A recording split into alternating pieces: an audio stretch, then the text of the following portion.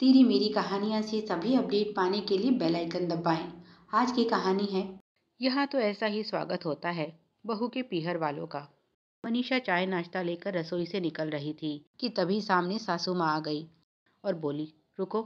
उन्होंने ट्रे में से चाय के कप निकालकर दूसरे ट्रे में रखे और डब्बे में से कुछ बिस्किट निकालकर उसमें रखते हुए कहा, पकड़ो इसे और ले जाओ। मनीषा हैरत भरी नज़रों से उन्हें देखने लगी तो वह थोड़ा तल्खी के साथ बोली, अब यहीं खड़ी रहोगी? जाओ जाकर चाय दो। मनीषा चुपचाप रसोई से निकल गई। बाहर उसके पिताजी अपने एक मित्र के साथ आए हुए थे। पिताजी के मित्र को यहाँ कुछ काम था। उन्होंने पिताजी को साथ चलने का अनुरोध किया। पिताजी खुशी खुशी इसके लिए तैयार हो गए और फिर बेटी को देखने की लालसा उन्हें यहाँ खींच लाई। इसीलिए लौटते वक्त मनीषा की ससुराल आ गए। पीछे पीछे सासू माँ भी आ गई और बोली, समधी जी चाय पीजिए, ठंडी हो रही है। उन्होंने विनम्रता के साथ कहा, समधन जी आप भी लीजिए। सासू माँ बोली, आप लोग पीजिए। अभी कुछ देर पहले रोहिणी, मनीषा की ननद आई थी। मैं पहले ही उसके साथ चाय ले चुकी हूँ। मनीषा भी वहीं बैठ गई तो उन्होंने कहा, बहू तुम्हारे पिताजी इतनी दूर से आए हैं, जाकर खाने का प्रबंध करो। यहाँ क्यों बैठ गई? समधी जी बताइए, आप क्या लेंगे खाने में? वैसे अभी खाने का समय तो नहीं है, पर कोई बात नहीं, आज आप लोगों के साथ थोड़ा जल्दी खा लेंगे। यह सुनकर मनीषा के पिताजी बोले, नहीं नहीं समधन जी, आपको कष्ट करने की ज़रूरत नहीं। हम तो यहाँ किसी काम से आए थे, बस अब लौट रहे हैं। सोचा जाते जाते मनीषा से भी मिलते चले। अब बस आज्ञा चाहते हैं। उन्होंने चाय खत्म की और जाने के लिए खड़े हो गए। उन्होंने मनीषा को 2000, उसकी सास को 500, जेठानी कुसुम को 500 रुपए मान के तौर पर दिए। तभी सासू माँ बोली, रोहिणी कहाँ हो? देखो तुम्हारे मौसा जी आए हैं, जल्दी आओ, इन्हें जाना भी है। और ननद रोहिणी भी बच्चों साथ वहाँ आ गई। पिताजी ने उसे भी 500 और उसके बच्चों को 100 रुपये मान के तौर पर दिया।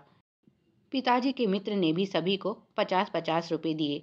उनके जाते ही तुरंत सासू माँ ने कुसुम और मनीषा से पैसे ले लिए और बोली, मैं ज़रा रोहिणी के साथ मार्केट होकर आती हूँ। अब क्या जाकर अलमारी से पैसा निकालना, तुम दोनों के हाथ में ही है, यही दे दो, वापस आकर तुम्हें लौटा दूंगी। और वह बेटी और उसके बच्चों के साथ घर से बाहर निकल गई। मनीषा के चेहरे पर आ जा रहे भावों को पढ़कर कुसुम मुस्कुराने लगी और बोली, अब इन सब की आदत डाल लो देवरानी जी।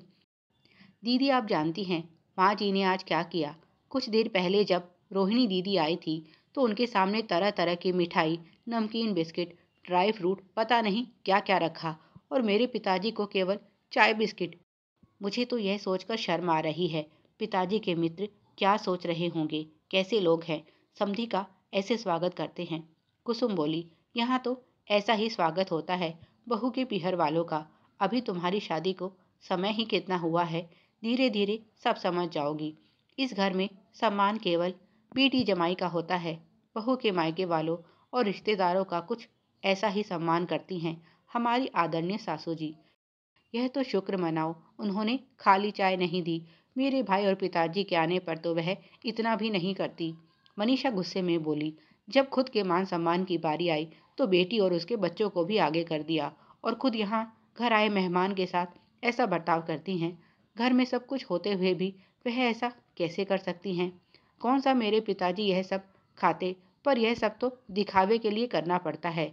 और मैंने तो कुछ नया भी नहीं निकाला था।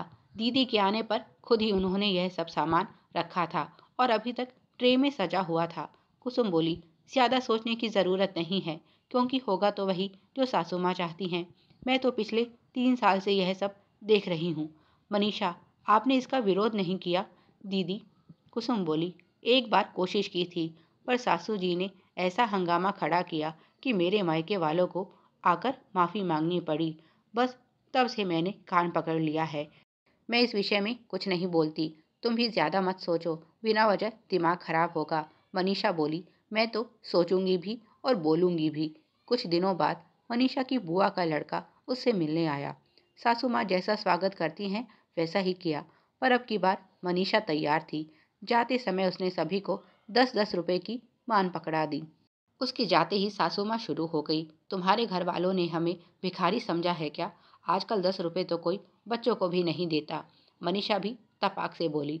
कुत्ते वाले और खराब बिस्किट भी कोई रिश्तेदारों को खाने को नहीं देता। जैसा सम्मान आपने उनका किया वैसा ही मान वह आपको देकर चले गए। अब नाराजगी किस बात की है?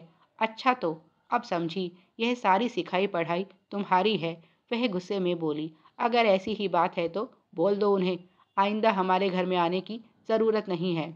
मनीषा बोली, माफ़ कीजिए, वह आपके घर नहीं अपनी बहन के घर आया था और आप एक भाई को उसकी बहन से मिलने से नहीं रोक सकती। सास गुस्से में बोली, बहुत जुबान चलने लगी है तुम्हारी। अगर रवि को पता चला तो जानती हो क्या होगा। तभी रवि बोला, माँ अवसर भी तो आपने ही दिया है। आज छुट्टी थी और रवि घर पर था। मनीषा ने पहले ही पति को सब कुछ बता दिया था और उनकी सहमति से ही उसने यह सब किया। खुद रवि को भी माँ का यह व्यवहार अच्छा नहीं लगता था। कितनी बार वह माँ से इस बारे में बोल चुका था। जब भी कभी भाभी के मायके वालों से उसका सामना होता तो वह शर्मिंदा महसूस करता। पर माँ हर बार यही कहती, बहू के पीहर वालों को ज्यादा सर नहीं चढ़ाना चाहिए। तू लड़का है, यह सब नहीं समझता। बड़े भैया आर्मी में थे, उनका इन सब बातों से कोई सरोकार नहीं था।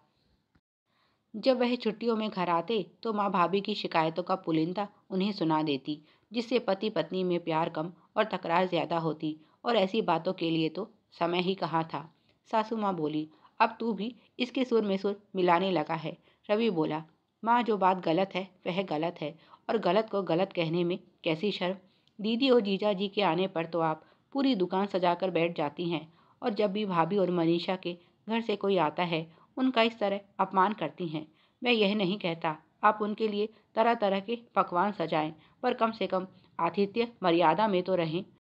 आपको यह 10 रुपए मिले तो आपको कितनी मिर्ची लगी और आप उन लोगों के सामने बेकार और सीले हुए बिस्किट जिन्हें कुत्ता भी ना खाए वह रख देती हैं। माँ वह आपके खाने के भूखे नहीं हैं, उन्हें तो केवल थोड़ा प्यार और सम्मान चाहिए। उन्होंने आपको बेटी दी है और उसी के प्यार में बंधे होने के कारण वह यहाँ खींचे चले आते हैं। अच्छा होगा कि आप अपनी सोच को थोड़ा बदलें। बेटी वाला कहीं से भी लड़के वालों से कमतर नहीं होता, बल्कि कन्यादान करने के कारण वह आपसे कहीं ऊपर होता है। क्या आप अपने बेटे का दान कर सकती हैं?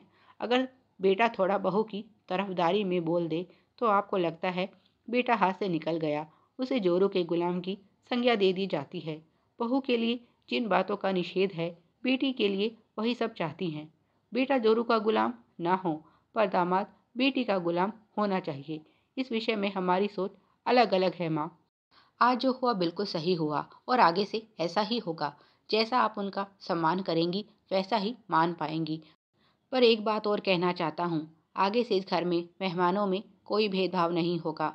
अब से दीदी और जीजा जी को भी वही सम्मान मिलेगा जो भाभी या मनीषा के घर वालों को मिलता है। जब घर एक है तो सब पर नियम भी एक ही लागू होगा। आगे आप खुद समझदार हैं। और रवि अपनी बात कहकर वहां से चला गया। मनीषा और कुसुम दोनों खुश थी, क्योंकि वह जानती हैं आगे से इस घर में उनके मायके वालों को भी उचित सम्मान मिलने वाला है। घर की बहू के विरोध का सासू माँ पर कुछ असर नहीं हुआ, पर बेटे के विरोध का असर होना तय है। प्यारे दर्शकों, आप सभी की सुविधा के लिए चैनल पर सैकड़ों कहानियाँ विभिन्न प्लेलिस्ट के रूप में उपलब्ध हैं। उन्हें भी पढ़ें और अपना प्यार दें। धन्यवाद। Please like, share and subscribe. Thanks for watching.